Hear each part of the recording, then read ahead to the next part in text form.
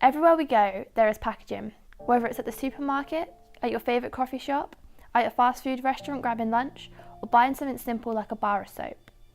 This amount of packaging seems excessive. However, there are a growing number of people in the UK who are challenging this consumerist lifestyle and ditching the plastic, with many of these being able to fit a year or more's worth of trash into a jar.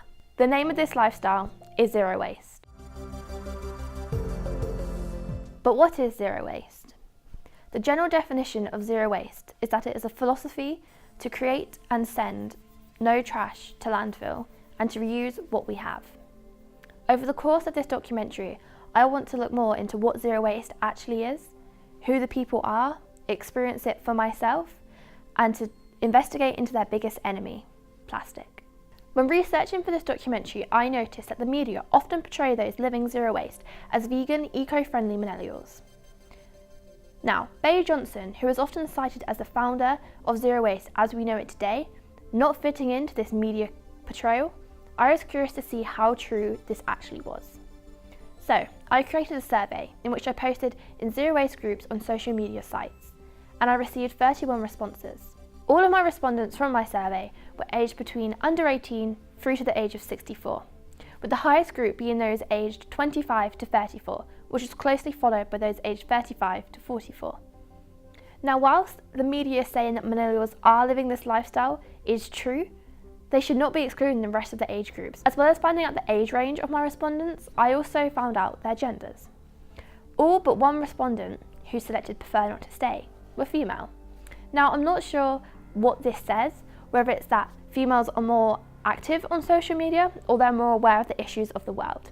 However, this is definitely something to keep in mind and to think about. Now, why have this group of people chosen to live the zero waste lifestyle? The majority of respondents said that they were concerned about how we are treating our planet and what impact this will have, especially on their future generations, including their children and grandchildren. Now, to hear more personally from someone living the zero waste lifestyle, I contacted my friend Katie and we met up for a chat. So the first question is, why did you choose zero waste? What interested you about it? Oh, well, I'd say just looking on social media and things like that, it definitely raised awareness for the kind of impact that plastic has on the environment. And it's always been something I've been interested in, especially watching Blue Planet. David Attenborough, I was like, damn, and kind of realising how much impact your lifestyle has on the environment. I was like, make some sustainable changes. Yeah. The second question is, what changes have you made, or things that you do in your lifestyle that kind of follow the zero waste ideas? Yeah, so at the moment, because I'm living at home, I can't really implement quite as many changes I'd like to, but doing little things like I switched to shampoo, just regular soap bar, my face wash is also a bar, tote bag, reusable water bottle and things like that, and trying to put in straws and drinks at work, but it doesn't always work. But not having straws and drinks and things like that, just have little changes at the moment. And the final question is, what more would you like to do, in the future, to work towards zero waste? Oh, I think definitely when buying food, I'd like to, because I have a lot of vegetables because I'm following a vegan diet at the moment, and so definitely loose veg and things like that. And also, probably in all of my cosmetics, I'd like to try not to more zero waste alternatives. But yeah, definitely a lot in food is the area that I want to progress in and stuff like that. Like Katie, many people live in the zero waste lifestyle, take action and make simple changes in their day-to-day life. This can be simple things, such as changing from a plastic water bottle to a reusable water bottle or a reusable coffee cup, to switching to a reusable razor, or even making and growing their own produce. Many people living the zero waste lifestyle are on what they call a journey to zero waste. Now, this means that many people are on different stages of making changes in their life, and some are a lot more further to the goal than others. Take Lauren Singer, for example, also known as Trashers for Tossers, who has a YouTube channel and a blog on which she posts advice about living the zero waste lifestyle. She is most known for being able to fit up to 5 years of waste into a simple mason jar. As well as taking action in their day-to-day life, the zero waste community has come together to create petitions. An example of this is one that they put together to get Morrisons to ban plastic straws. And in early 2018, they received the news that this petition was successful and Morrisons have listened. As well as big actions like this, many zero waste activists have come up with their own social action projects. A great example of one is Rob Greenfield's Trash Meat project. Rob, who usually lives a near zero waste lifestyle, created and produced the same amount of trash as the average American does in 30 days. He created a video in which you could see people's reactions of shock and horror and disgust as he wore this trash around with him. During and since this project, Rob is often referred to and known as the Trash Man. He has since gone off the grid growing his own food, continuing his zero waste lifestyle. Now that I have learnt more about what zero waste is, what it involves, and met people living the lifestyle, I wanted to give it a go for myself. So I have set myself the challenge that for a week I am going to live zero waste. And now there are a few rules that I'm going to stick with, and I don't know if everyone in the zero waste community would agree with those. So a few of the rules that I'm going to be sticking with is 1, stuff at work. So I work in food and I obviously have to wash my hands. And we have to use paper towels. That's part of our own health and safety. So I'm going to exclude that from my waste because that's more of my job than me. The second thing is that anything that I have already open, I'm going to continue to use because there's no point creating more waste by not using it or chucking it away and letting it expire whilst I already have it. Zero waste is quite big on that. There's no point making more waste than there already is. Today is the first day of my zero waste week and it's Monday, and I'm not gonna lie, I am struggling a little bit. So I had work today and I left the house quite early. So this morning I made myself porridge. I used a soya milk, but it is Tetra Pak, so it can be recycled at my local Tetra Pak location. But today I just wanted to keep it nice and simple, so I made my own porridge, just shoved it in the microwave with my oats that I had, and then when it was out I added some raisins and it was really good, and it kept me going for about 3 to 4 hours, which is really good. And then I had lunch at work. So I have a plan for dinner. I'm going to do like a spicy type rice meal with an egg, something similar that I had out at a restaurant quite a few weeks ago, and I really liked it, and I thought it's quite simple and easy to do today. So today is Tuesday and it is the second day of being zero waste. I'm only halfway through the day at the moment and I feel like I'm kind of finding it a little bit easier already. It's probably too soon to be saying that, but for breakfast I have porridge again. I also need to make my lunches for tomorrow, so I'm gonna have dinner at work today, but for the next 3 days I need to make breakfast, lunch and dinner, so that's gonna be quite hard because then I'll eat at work again at the weekend as well, like at least one of my meals.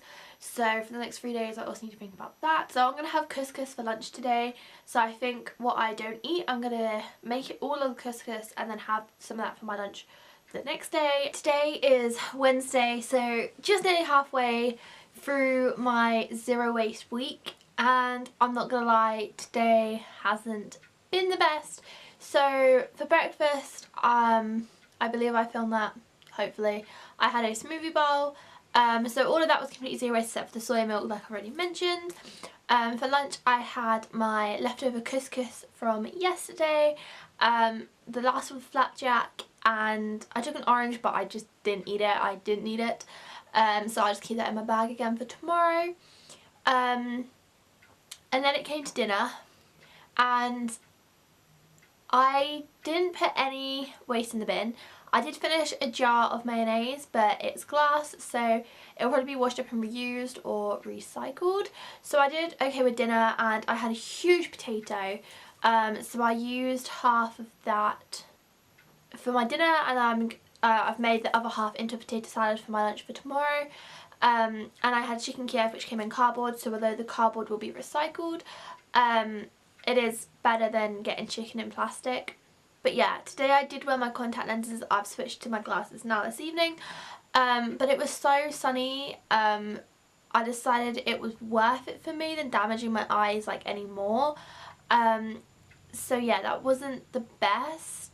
So for Thursday breakfast I just finished up my flapjack and had some cookies that I baked on Wednesday evening. So yeah, so that was my breakfast, and then for lunch I had the potato salad that I made the night before, and what else did I take? And I took another cookie. Basically I've had a lot of cookies the past few days because they're really good and you got to eat them while they're fresh. And then I went for ice cream because it's been really hot this week. I just had it in a cone, so although the ice cream from there, like they do get it in their own tubs, it was so hot that I decided I could not have an ice cream. And I did have some ice cream from my house the night before, also from a tub, but we use our tubs like all the time. I actually have some of my vegetables that I've cut open stored in them at the moment in my fridge. For dinner I made myself pasta, and I had garlic butter. I used garlic butter to kind of like give it some flavour, so that was just from like a foil wrapper, which should be recycled in my local area, I believe. And I added some onion to that as well, so that was actually really nice. I also bought a pick and mix yesterday from in like a paper bag, so it is like more expensive to do it that way than getting it in the cup, but the cup comes with a plastic lid, so I just got it in the paper bag, which also can be recycled in my local area. So there is alternatives kind of when you look for them. So it is a lot later now on Friday, so I believe I showed you what I had for lunch. And so dinner, I wasn't sure what was going on, so we ended up going to a friend's house and having a barbecue there. So yeah, tonight was kind of a fail. Even though I personally didn't create the waste, I was part of a contribution like towards someone else's waste, so it wasn't the best, but like talking to them about it, actually like they found it quite interesting. So whilst I personally didn't create any waste tonight, I did kind of contribute to some. So today is day 6, it's Saturday, and today has gone really well. So for my snack this morning before I started work, I've been at work like all day today, I had one of the cookies I made. When I got to work, I had some food there. I then got home and I had another cookie, and for dinner I had freezer food. So they were both in cardboard boxes. I had 2 potato waffles and 6 fish fingers, and I feel like when I began earlier this week, I was kind of making a kind of more like complex meals and kind of going into like a lot of thought about it and making sure it's like really zero waste. But kind of as the week got on, I've kind of realised that there is stuff that you can get just like from the average supermarket, that the average family can get, that the average family can afford. And for dessert today I had some Ben & Jerry's ice cream, just a very little bit, but that comes in the cardboard tub. But it does come with a ring of plastic on it, which has been added to my jar. My jar is definitely a lot emptier than I thought it would be. I have yet to actually add my contact lenses in there. So today is the last day of my zero waste week. It is Sunday, and today has been quite a long day as well. So this morning I had my last cookie that I made, and I had my last kiwi, and then I had a big lunch at work and a slice of cake. I don't think I have pictures of any of my meals today except for my dinner actually. And then for dinner it's been so hot. I was going to make like a potato curry, but it was way too hot to have hot food again, so I just had like a potato salad again, which was really good. My overall thoughts, I guess, it has been really good, and it has been really eye-opening. Like, there's a lot of things that I kind of realised that I already kind of do. Like, I already have like a reusable water bottle. I often take my own cup to Starbucks and get like the discount off. Yeah, there's quite a few things that I say I already do, but like buying fruit and veg loose is something that I could easily swap, and in some cases it does cost a little bit more money, but spending that little bit more over keeping the earth going for so much longer and not polluting it, to me is worth more. Like, to some people I guess it's probably not. So overall I think this week has been quite successful. My overall jar looks like this. And really the main thing that is in there is actually plastic, but there is still definitely room for improvement when you think how much waste is in there after only 7 days. There's 8 pieces of waste. Think about how many would be in there for a year. It's quite a lot. Plastics are something that we all use in our day-to-day life. Recently, plastics, specifically single-use plastics, have hit the headlines. Now, after hearing about plastic and for zero waste, they are a key thing to avoid, I'm curious to learn more. In February 2015, Time reported that 8 million metric tons of plastic end up in our oceans, and that figure could increase by tenfold over the next 10 years if actions are not taken. In 2015, the output will be close to 9.1 million metric tons of plastic, and by 2025, the annual cumulative output of plastic in the world's oceans will be around 155 million metric tons. In addition to these shocking statistics, just 3 years later, Metro reported that even floating on the surface of the oceans right now, there's up to 245,000 metric tons of plastic. These numbers are alarming, and obviously we need to do something about it. However, as a collective, we use and abuse the availability and convenience of plastics in a way that we shouldn't. This way of living has become the norm and is part of society.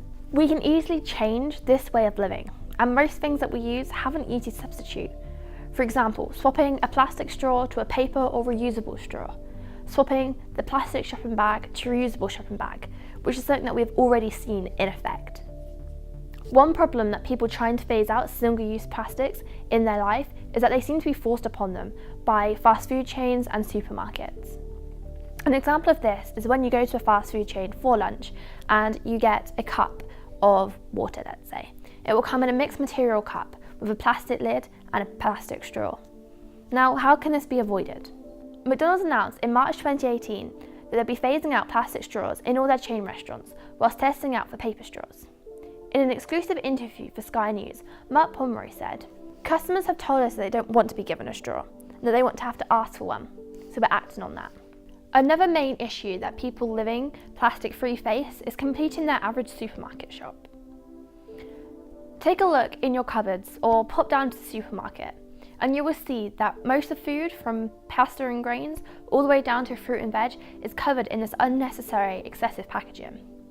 Now, do we really need this plastic packaging, most of which is unrecyclable, on foods like fruit and veg, which come naturally in their own packaging? What happened to the days of greengrocers and paper bags? Some communities are lucky that their greengrocers with the paper bags still exist. However, these stores don't typically stock your pasta and grains without packaging. Over the years, there has been an increase of what are known as food co-ops across the UK, which stock these supplies. After a little research, I found that there is one in my local community, so I popped down to True Food Co-op to have a look for myself. My name's Steve. I am a shop manager, so it's my job to support and manage the volunteers, or the members of the cooperative who volunteer here.